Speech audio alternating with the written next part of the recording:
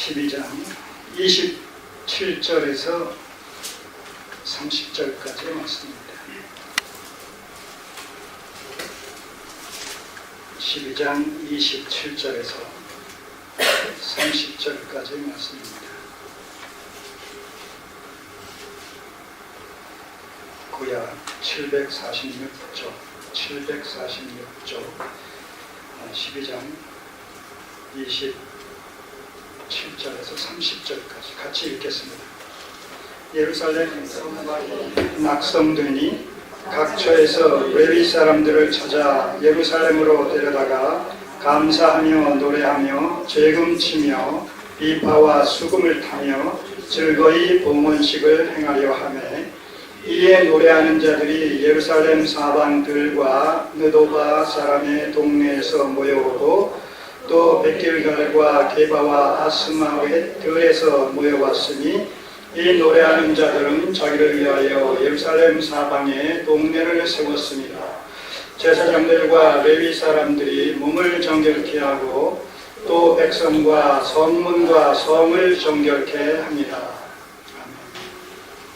기도드리겠습니다.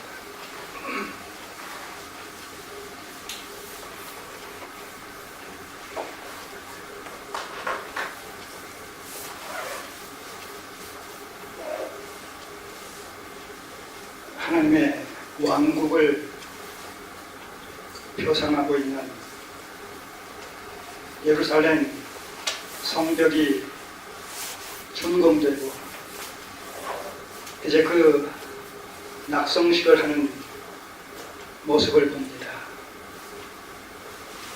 온 이스라엘 백성들이 즐거이 이 행사에 참여해서 이 크신 일을 이루신 하나님을 송축하며 기뻐하는 모습을 봅니다.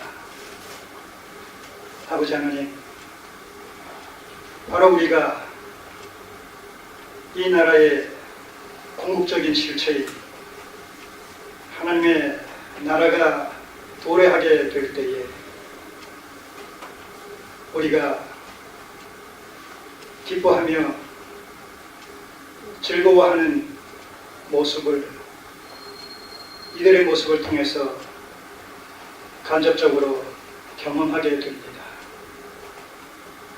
우리에게 이루어진 이 구원의 감격과 기쁨, 그리스도 안에서 우리에게 주어진 하나님의 나라의 이 기업, 이런 영적인 주제들을 오늘 말씀을 통해서 깊이 묵상하며 우리의 변화된 신분과 소속과 우리가 지향하는 가치관과 그 가치관의 궁극적 결실인 하나님의 나라를 다시 한번 깊이 묵상하며 하나님께 감사할 수 있는 복된 시간이 되게 하옵소서. 예수님의 이름으로 기도드립니다. 아멘. 예루살렘 성벽 봉헌식, 예루살렘 성벽 봉헌식이라는 제목으로 오늘 12장 43절까지의 내용을 개괄적으로 살펴보도록 하겠습니다.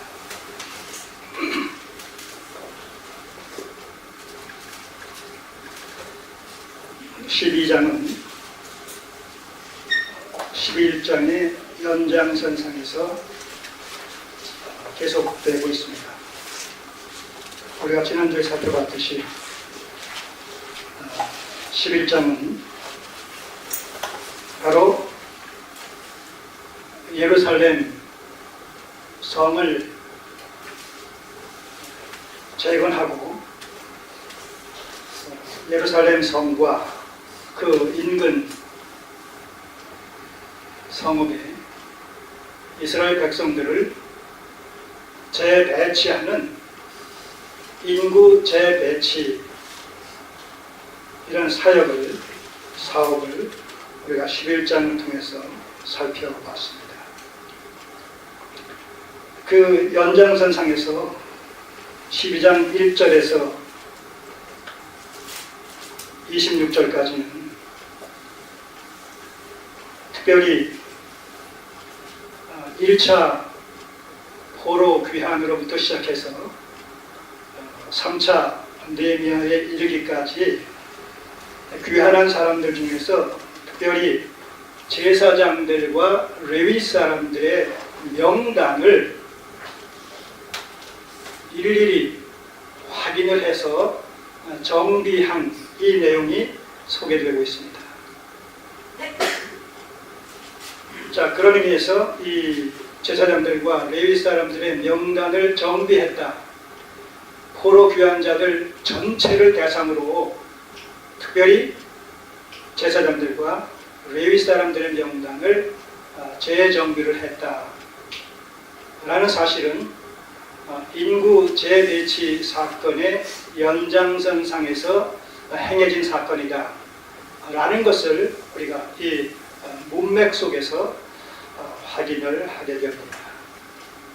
자, 그러면 왜 느헤미야는 인구를 재정비하는 과정에서 특별히 제사장과 선지자들의 명단을 전체 포로 귀환자들을 대상으로 해서 총체적으로 정비를 했을까라는 사실을 우리가 한번 점검을 해봐야 되겠죠. 느헤미야가 어떤 심정을 가지고 인구 재정비의 연장선상에서 특별히 제사장들과 레위 사람들의 명단을 정리했을까? 하나님의 나라는 이스라엘은 하나님의 나라 곧 신정 왕국을 표상합니다. 그렇죠? 이스라엘은 지상에 존재하는 지상에 세워진 하나님의 나라를 표상한다. 그래서 우리는 구약의 특별히 구약 시대의 이스라엘을 신정 왕국이라고 얘기합니다. 제사장 나라라고 얘기합니다. 또 다른 표현으로 인간 다윗을 왕으로 세워주셔서 그를 통해서 통치를 하신다는 의미에서 또 다윗 왕국이라고도 얘기합니다.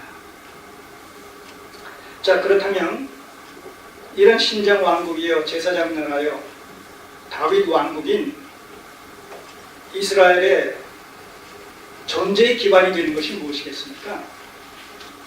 이스라엘이라는 나라가 존재하는 그 기반, 근간, 그것은 무엇이겠어요?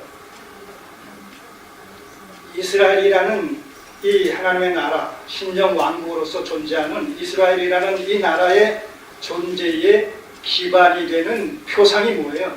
표상이라는 단어 하나 더 집어넣을게요. 기반이 되는 것일 뿐만 아니라 기반이 되는 표상이 무엇일까요?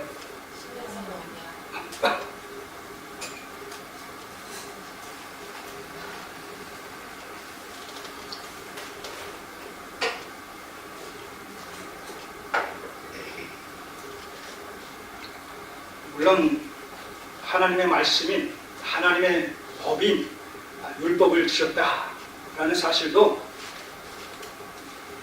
하나님의 나라로서 이스라엘의 어떤 존재 기반이 된다고 볼 수가 있어요.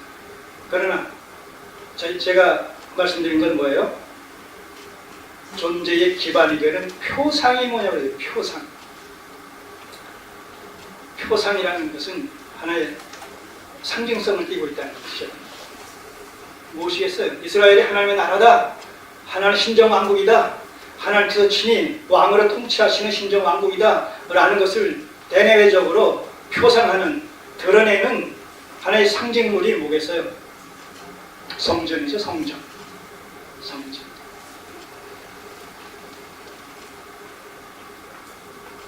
그래서 시내산에 출애굽한 이스라엘 백성들이 도착해서 모세를 대표로 해서 하나님께서 이스라엘 백성들과 언약식을 체결하고 그 언약식을 통해서 하나님께서 이제 영원토록 이스라엘과 함께 하시겠다라는 그 약속의 보증을 하나의 상징을 통해서 보여주신 사건이 뭐예요? 성막 제작 사건 아닙니까? 출애굽기 24장에서 언약식을 체결하고 25장에서 성막에 대한 식양을 모세를 통해서 보여주시지 않습니까? 그리고 그 성막이 다 제작됐을 때에 바로 이스라엘 백성들의 그 진 중앙에 이 성막을 안치함으로 말미암아 이스라엘 백성들과 함께 하시는 하나님, 이스라엘 백성들을 친히 왕으로서 통치하시는 하나님이라는 이런 개념이 성막을 통해서 상징적으로 그리고 구체적으로 현시되기 시작했던 것이죠. 자, 그런 의미에서 이 성막 내지는 성전은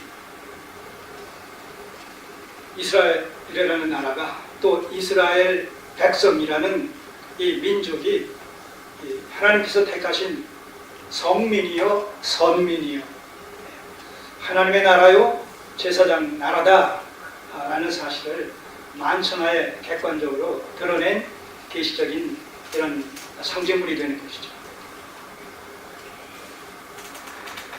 자, 이 성막의 중요성은 어디에 있어요? 성전의 중요성은 어디 있어요? 거기서 하나님께 예배를 드린다. 어떤 방식을 통해서? 제사라는 방식을 통해서 하나님께 예배 드린다는 것이 가장 핵심적인 주제가 되겠죠. 자, 성막에서, 성전에서 하나님께 제사를 드린다고 했을 때 누가 가장 중요한 이런 역할을 담당하게 됩니까? 바로 레위인들이요. 레위인들 중에서 또한 제사장들이란 말입니다. 제사장과 레위인들은 바로 성전 제사를 위하여, 성전 봉사를 위하여 택함을 받은 자들이다. 존재하는 자들이다. 그렇기 때문에 하나님께서는 11조라는 제도를 통해서 저들의 생계를 보장해 주셨죠. 11지파 사람들에게는 땅을 분배해서 기업을 다 할당했지만 레위 사람들에게는 기업이 주어지지 않았다는 거예요. 레위 사람들의 기업은 누구예요? 하나님이시다. 대신 그들로 하여금 성전 일을 전담하게 하고 제사 업무를 전담하게 함과 더불어 그들의 생계를 11지파 사람들이 11조를 드리는 것을 통해서 보장을 해줬다는 것이죠. 자, 그러니까 11조를 저들이 잘 내느냐 잘 내지 않느냐는 저들의 생계와 직결되어 있을 뿐만 아니라 보다 근본적이고 본질적으로는 성전 제사가 정상적으로 드려질 수 있느냐 없느냐와 또한 근본에서 연결되어 있는 문제라는 거죠. 자, 그렇기 때문에 이 제사장들과 레위인들, 다윗은 특별히 이들을 통해서 제사가 합당하게 하나님 앞에 드려지기 위해서 바로 이들을 24 반차로 이렇게 제도화시켜서 1년 내내